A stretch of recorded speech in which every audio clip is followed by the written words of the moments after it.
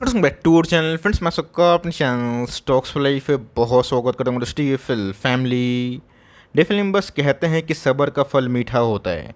अगर आप पेशेंसली अच्छी कंपनी में होल्ड करते हैं और इस बात को समझते हैं कि 10 साल की होल्डिंग पीरियड में हर साल स्टॉक नहीं भागता है, 2-3 साल स्टॉक का ख़राब पीरियड भी होता है, लेकिन उसको ना होल्ड करना अपने आप में ही बहुत कला का काम है, बहुत ही इम्पोर्टेंट काम है। मैक्सिमम लोग ऐसा नहीं कर पाते और स्टॉक मार्केट में लॉस खा के निकलते हैं। लेकिन दोस्तों एक कंपनी जो हमें 2.5 सालों से 3 सालों से काफ़ी परेशान की, अब दोस्तों इनके Q2 के नंबर्स हमारे सामने आ चुके हैं। और गेस व्हाट दोस्तों, highest ever sales, highest ever EBITDA और हाईएस्ट एवर प्रॉफिट के संग कंपनी ने इस बार ब्लॉकबस्टर सेट ऑफ नंबर्स पेश किए। और ऑफ कोर्स चेहरे पे मुस्कान आना लाजमी है। तो मेरा ऐसा मानना है कि अभी तो गैस कंपनी का टेलविंड की शुरुआत है। आने वाले कल में इस कंपनी में अच्छे पैसे और बन सकते हैं। और ऑफ कोर्स हमारा जो पेशेंस है ना, उसका भी रिवॉर्ड ज़रूर मिलेगा। हम चैनल फर्स्ट टाइम होंगे सब्सक्राइब कर सकते हैं इस तरह की क्वालिटी कंटेंट को सबसे पहले एक्सेस करने के लिए। Now without telling any for time, let's begin. सबसे पहले नंबर्स पढ़ेंगे और ऑफ कोर्स नंबर्स को बारीकी से चेक करेंगे। ऊपर से नंबर्स पढ़ेंगे तो फंस जाएंगे, अंदर से नंबर्स पढ़ना बहुत इंपॉर्टेंट है। तो जी हाँ गैस, 329 करोड़ का सेल्स लास्ट सितंबर में था, वो गैस बढ़ के 413 करोड़ के आसपास होता हुआ देखने को मिल रहा है। मतलब दोस्तों एक बहुत ही शानदार और सुंदर जंप है। 385 करोड़ से अगर आप देखें तो उसमें भी हमें एक बहुत ही डिसेंट जंप देखने को मिल रही है। अक्सर दोस्तों इस कंपनी के Q1 के नंबर्स सबसे बेस्ट होते हैं, लेकिन दोस्तों इस बार Q2 के नंबर्स उससे भी अच्छे हमें देखने को मिल रहे हैं।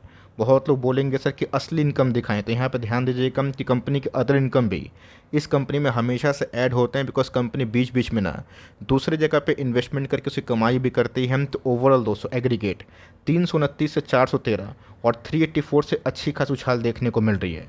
अब कंपनी के खर्च भी होते हैं, तो जी हाँ गैस 225 से बढ़कर अगर आप देखें तो 223, मतलब फ्लैट ही है।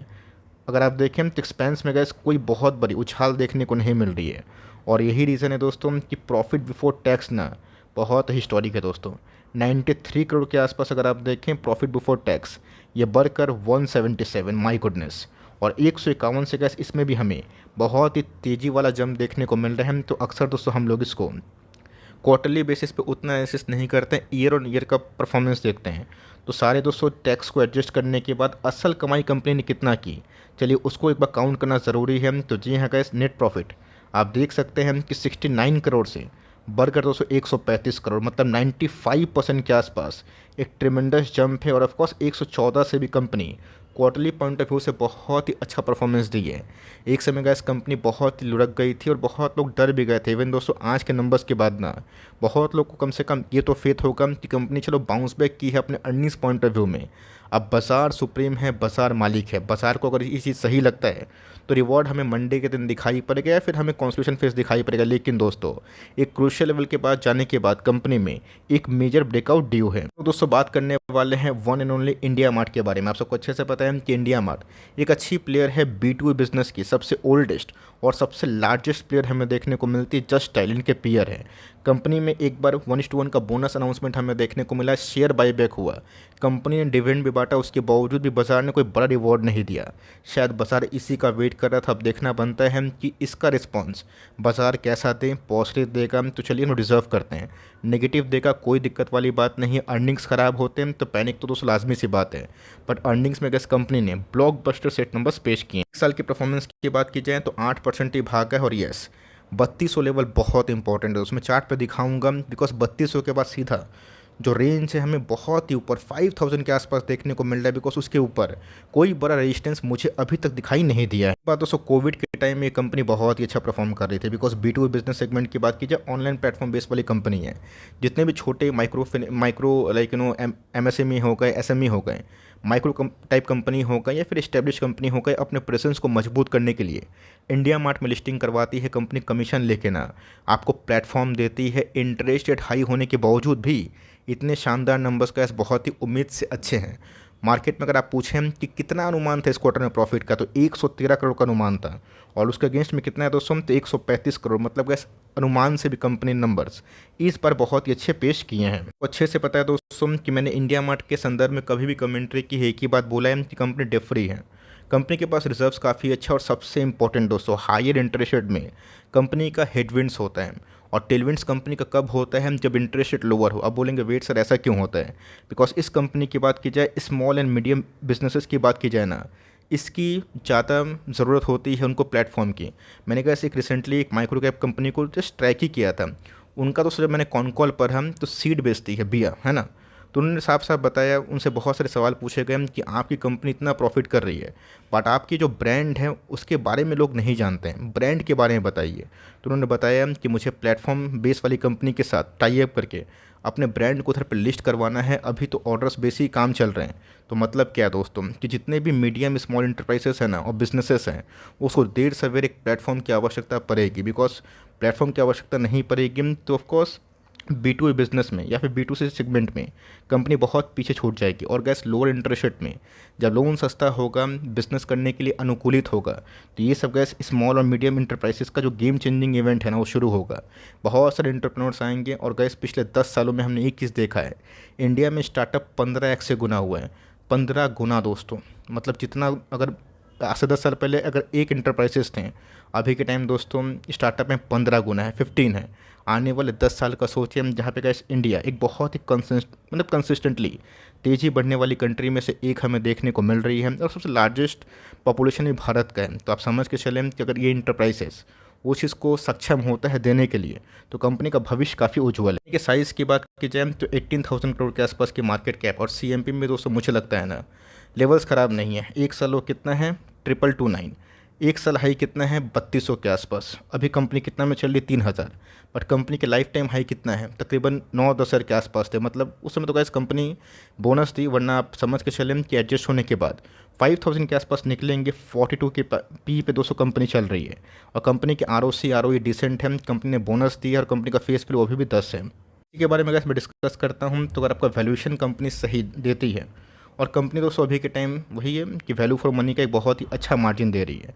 कंपनी पिछले कुछ समय से अपने EPS को बढ़ा रही है और लास्ट कुछ क्वार्टर से मैं देख रहा हूँ कंपनी बहुत ही कंसिस्टेंटली प्रॉफिट को मेक करती है। यहाँ का इस कंपनी के इस क्वार्टर के नंबर्स मुझे पर्सनली काफ़ी अच्छे लगे। बट आप सबको अच्छे से पता है कि बाजार सिर्फ एक लोग का व्यू पे नहीं चलता है, लाखों करोड़ों इन्वेस्टर्स हैं। मुझे नंबर्स अच्छे लगे तो शायद किसी को ख़राब भी लग जाए, बट गैस जो एस्टिमेट मार्केट ने सेट किया था और जो मेरे अनुभव के अकॉर्डिंग बोलूँ तो मुझे तो गैस नंबर्स काफ़ी अच्छे लगे। हो सकता है कि ऑपरेटर्स के उल्टे गंगा मंडी के दिन हो जाए, प्राइस को गिराया जाए, लेकिन दोस्तों हमें FIS और DS की होल्डिंग चेक करना है और देखना है कि पब्लिक एग्जिट हो रही है फिर नहीं। पब्लिक अगर होल्डिंग कम होती है और बड़े पार्टी अच्छे नंबर्स का टेलविंड्स आने से पहले घुसते हैं, एक बहुत ही शुभ संकेत माना जाएगा। तो जी हाँ, इस कंपनी के सेल्स लगातार बढ़ रहे हैं, एक बहुत ही प्लस पॉइंट है दोस्तों। कंपनी के ऑपरेटिंग प्रॉफिट में भी हमें एक गर्दा जंप देखने को मिल रहा है। कंपनी के ऑपरेटिंग मार्जिन्स भी पिछले कुछ समय से रिकवर हुए हैं।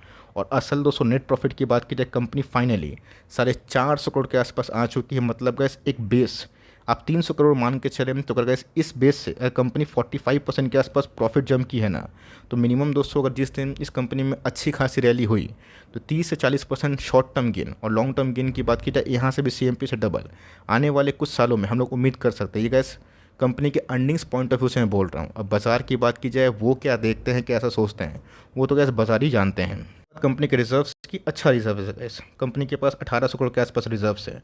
और बोरोइंग की बात की जाए ना के बराबर है। ऐसे भी दोस्तों प्लेटफॉर्म बेस वाली कंपनी को बोरोइंग की आवश्यकता नहीं पड़ती है। बात दोस्तों कंपनी के प्रमोटर होल्डिंग की, तो 49% का स्टेक प्रमोटर के पास खुद है।